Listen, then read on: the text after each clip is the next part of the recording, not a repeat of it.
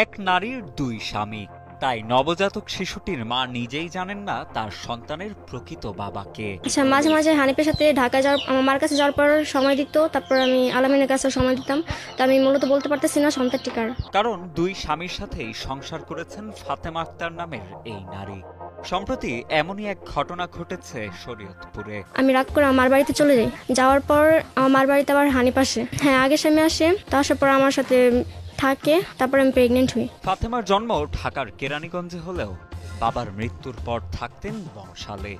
2021 সালের 8 জুন ভালোবেসে বিয়ে করেন চাঁদপুরের কচুয়া উপজেলার নন্দনপুর গ্রামের হানিফ মিয়াকে।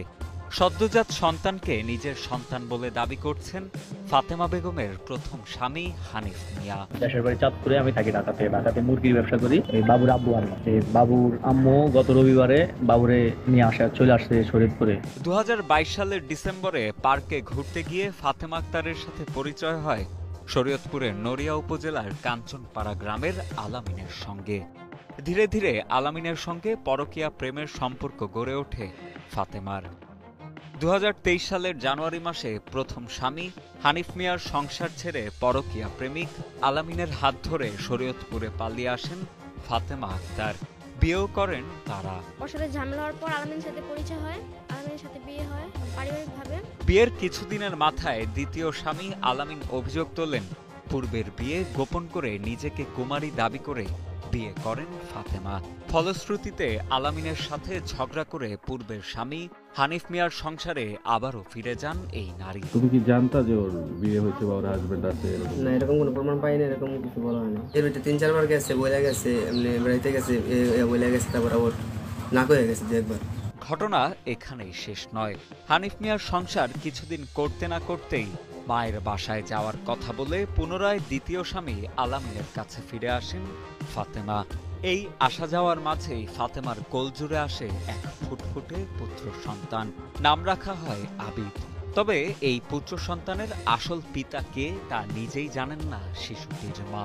এই বাচ্চার বাবা কি জানি না। জি বাচ্চাটা, এই বাচ্চার বাবা বলতে পারি না। সন্তান জন্মের পরও বেশ কয়েকবার দুই স্বামীর বাড়িতে পালাক্রমে যাওয়া আসা করতে থাকেন ফাতেমা। পরবর্তীতে 18 ফেব্রুয়ারি সন্তানসহ নগদ 3 লাখ টাকা ও 3 ভরি স্বর্ণালংকার নিয়ে দ্বিতীয় স্বামী আলামিনের কাছে চলে আসেন ফাতেমা আক্তার। এমনটাই অভিযোগ করেন তার প্রথম স্বামী হানিফ মিয়া।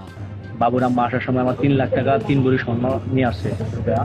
তারপরে বাবুর আম্মুরা আসছে নেওয়ার জন্য, কিন্তু বাবুর আম্মুরে রাইখা দিছে, আমার বাবু দিয়া দিতেন, বাবু নিয়ে চলে গেছে। সন্তানকে ফিরিয়ে নিতে হানিফ মিয়া শরীয়তপুরে এলে তার কোলে শিশু আবিদকে তুলে দেন ফাতেমা। এখানেও বাধে বিপত্তি। শিশুটিকে পুনরায় নিজের জিম্মায় নিতে নিকটস্থ থানার সহযোগিতা নেন দ্বিতীয় স্বামী আলামিন।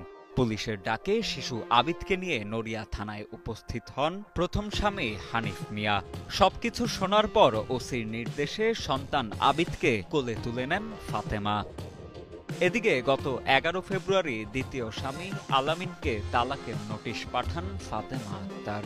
ফাতেমার সাথে আলামিনের বিয়ের সম্পূর্ণ খরচ বুঝিয়ে দেয়া হলে ফাতেমাকে ফেরত পাঠাবে বলে জানান আলামিনের পরিবার। বাবুরে নেওয়ার জন্য আসতেছি, হ্যাঁ ওনারা আমার বলতেছে বাবুর আমুরে বিয়ে করছে নাকি, কত টাকা খরচ হয়েছে, 1,20,000 না কত টাকা খরচ হয়েছে, ওই টাকা দিয়া পরে বাবুর আম্মুরে নিতে।